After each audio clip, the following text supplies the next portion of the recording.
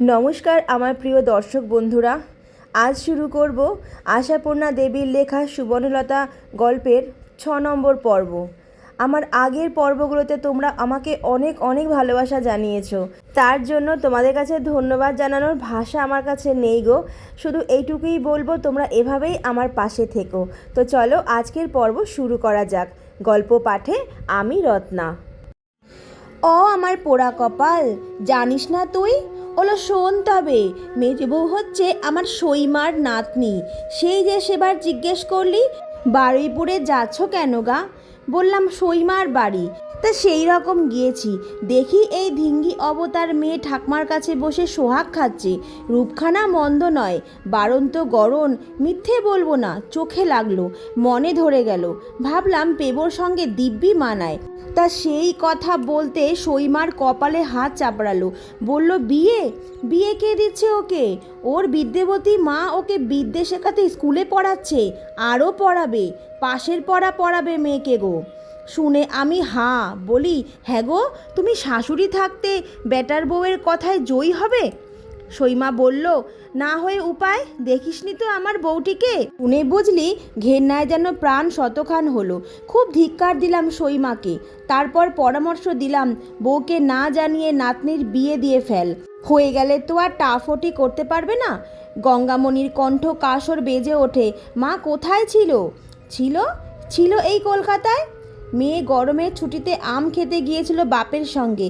আমি বলি, এই সুযোগ সইমা, মেয়ের মাকে খবর দাও, হঠাৎ একটা সুপাত্তরের সন্ধান পাওয়া গেছে, হাতছাড়া করতে পারছি না, চলে এসো, মেয়ের বিয়ে আরম্ভ হচ্ছে। এই তো ব্যাপার, সরল সাদা ব্যবস্থা। আচ্ছা তুই বল গঙ্গা, কি এমন অন্যায্য কাজ হয়েছে? কে বলেছে অন্যায্য? কে? তা মিথ্যে বলবো না, কেউ বলেনি। 10 ধর্মে সবাই বলল ভাগ্যি বটে মেয়ের, যাচা পাত্তর এসে মেয়ে নিচ্ছে। অন্যায্য বললেন আমার বেয়ান ঠাকুরন।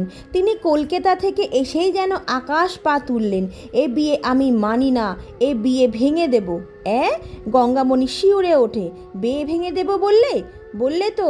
মেয়ে জামাইয়ের মুখ দেখলো না, একটু আশীর্বাদ করলো না, ভিটেই পা দিল না, শাওরির সঙ্গে কথা কইল না, স্বামীকে ডেকে বলল, ভালো চাও তো মেয়ের বিয়ে ভাঙো, নইলে এই চললাম। বেয়াই আমার খুব দই দস্তুর করলো, শুনলাম হাত জোর পর্যন্ত করলো।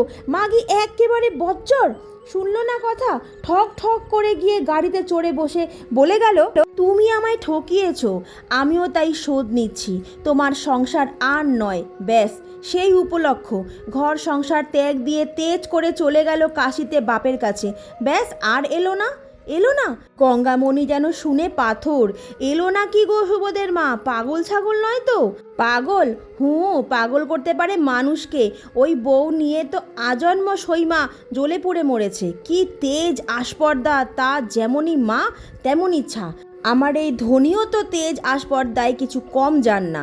হ্যাগা, তা বাপের বাড়িতে আছে কে এখন? আছে সবাই, বাপ ভাই ভাজ, কাছে পিঠে পিসিও আছে একটা। কিন্তু আমার আর কি ইষ্টলাভ হলো? এই তো প্রথমবার। কোথায় মা বাপের কাছে নিয়ে যাবে, স্বাদ নেমন্তন্ন দেবে, তা নয়, আমার বুকে বাঁশ ডলছে। গঙ্গা বলে ওঠে, হ্যাগা, তা মা আর আসবে না? কি জানি ভাই, তেজ কখনো করলাম না, তেজের আশ্বাস জানলামও না, এলো না তো এই এত বছরে।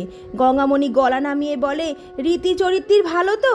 মুক্তকেশী বলেন, ভগবান জানে, যার ধর্ম তার কাছে, তবে মনে হয় সেদিকে কিছু নয়, শুধু তেজ আস্পর্ধা। আমাকে না বলে, আমার অনুমতি না নিয়ে আমার মেয়ের বিয়ে দিয়ে ফেলেছে। নেহি কারেঙ্গা অমন স্বামীর ঘর, এই আর কি। তাজ্জব। তা বাপু বৌদিদি, বেয়ান যখন তোমার সইমার পুতবউ, তখন জানতে তো তার ধ্যাত ধরন। স্বেচ্ছা সুখে তার মেয়ে আনলে কি বলে? মুক্তকেশী কপালে হাত দিয়ে বলেন, অদেষ্ট, অদেষ্ট, বুঝলি, অদেষ্ট। সমস্ত নিরুপায়তার শেষ কথা।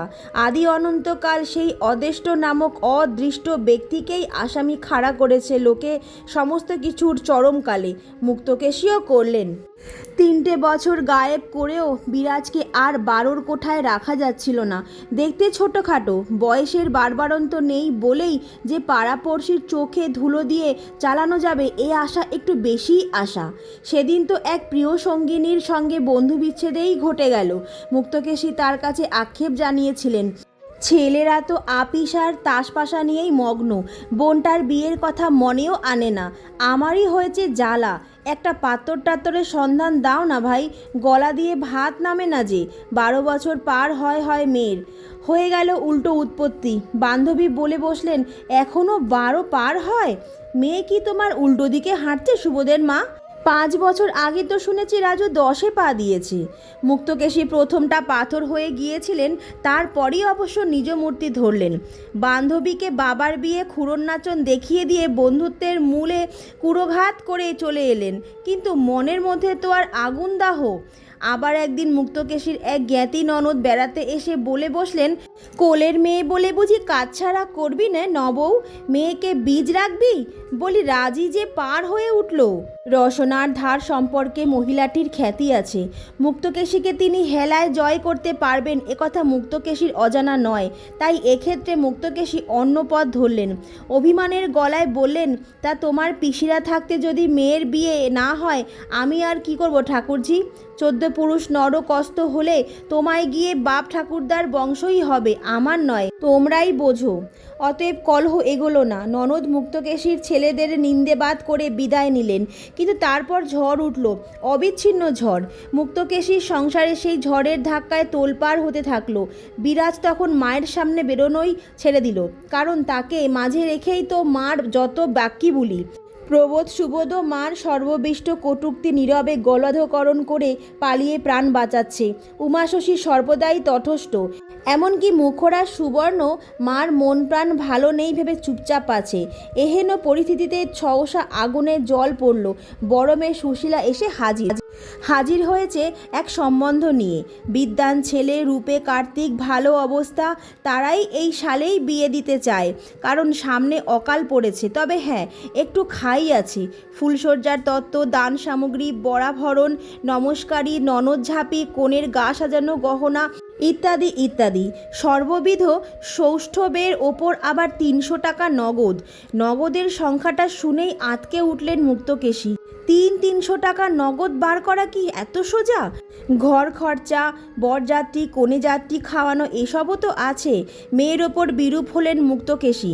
বেজায় গলায় বললেন, খুব যা হোক সম্বন্ধ আনলি, তোর ভাইদের বুঝি রাজা ভেবেছিস? এখনো বলে বাড়ির দেনাই শোধ হয়নি। সুশীলা এর জন্য প্রস্তুত ছিল। সুশীলার ভাড়ারে তাই যুক্তিও মজুদ ছিল। ধার দেনা আবার কোন গেরস্থটাকে করতে না হয়? কন্যাদায় উদ্ধার করতে ধার দেনা করা তো চিরাচরিত বিধি মা। এমন সোনার পাত্র হাতছাড়া করলে এরপর মাটির পাত্রে মেয়ে সপতে হবে। তবে তার মানে চিরটা কাল মেয়েটাকে টানা। এই যে 3 মেয়েকে পার করেছেন মুক্তকেশী, ভালো ঘরে বরে বিয়ে দিয়েছেন বলেই না নিশ্চিন্তে আছেন, ইত্যাদি ইত্যাদি বহুবিধ যুক্তির জালে বন্দি করতে চায় সুশীলা মাকে। তা মুক্তকেশীরই কি আর মন ঝোঁকে না সোনার পাত্রের দিকে? তবুও আরও বেজায় গলায় বলে দেখো তোমার ভাইদের, আমার কোচরে তো আর টাকার কাঁদি জমানো নেই যে বুকের পাটা করে হ্যাঁ করব। মেয়ে তো তালগাছ হয়ে উঠেছে, দেখি আর কাঁপি। তা ভাইদের বলে দেখ সুশীলা।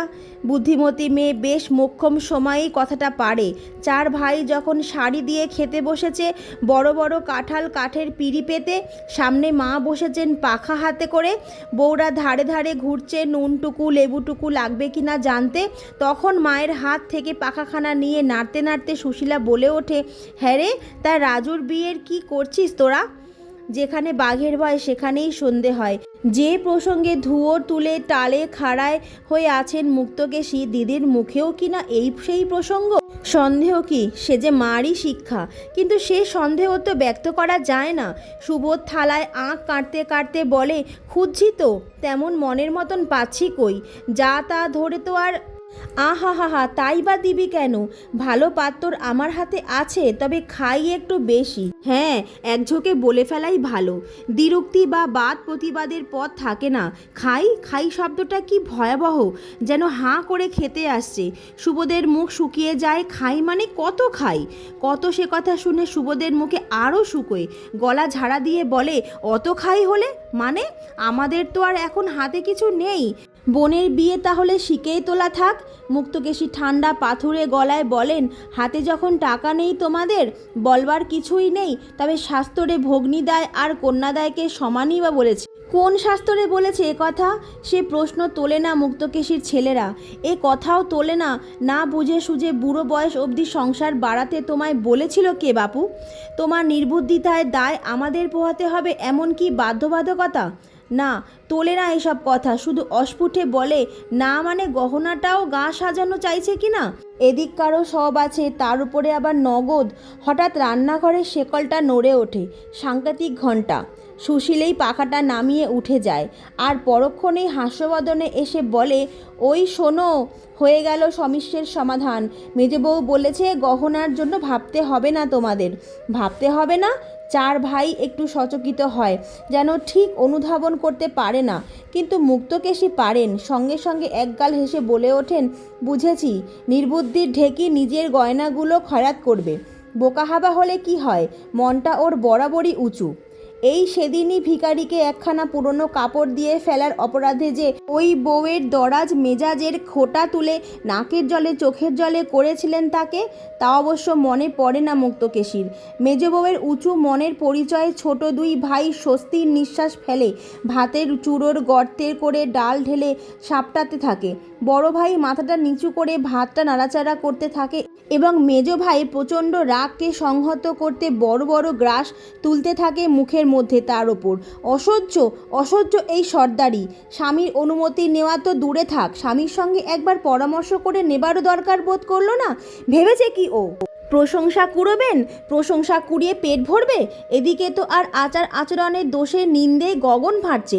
কই তার বেলায় তো ইচ্ছে হয় না বড় বউয়ের মতন শান্তশিষ্ট হয়ে সুখ্যাতি কিনি, ঘোড়া ডিঙিয়ে ঘাস খাবেন, চাঁদির ছুঁচ দিয়ে লোকের মুখ সেলাই করে দেবেন। রাগে হাত পা কাঁপতে থাকে প্রবোধের। সুশীলার অবশ্য এ ভাবান্তর চোখ এড়ায় না, তবে সুশীলা সে কথা তুলে আর ব্যাপারটাকে উদ্ঘাটন করতে চায় না। তাড়াতাড়ি ভাইদের পাতের কাছে দুধের বাটিগুলো এগিয়ে দিয়ে গুড়ের বাটিটা নিয়ে আসে। প্রবোধ একটা সুযোগ পায়, প্রবোধ এই ছুতোয় মনের উত্তাপ প্রকাশ করে বসে। দুধের বাটিটা বাঁ হাতে ঠেলে দিয়ে বলে, লাগবে না, সরিয়ে নাও। ওমা, সে কি, কেন? পেট ভালো নেই? পেট খারাপ 70-এর হোক। প্রবোধ থমথমে গলায় বলে, এসব বাবু আনা ছাড়তে হবে এবার।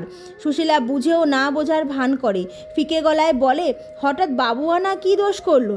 প্রবোধ গুজগুজে গলায় বলে, যাদের এক পয়সার সংস্থান নেই, এক কথায় মেয়েদের গায়ের গয়নায় হাত পড়ে, তাদের এমন দুধ ক্ষীর খাওয়া মানায় না। বলে ফেলেই অবশ্য ঘাটটা গুজে যায় প্রবোধের, কারণ ঠিক এমন স্পষ্টাস্পষ্টি কিছু বলে ফেলার ইচ্ছে তার ছিল না।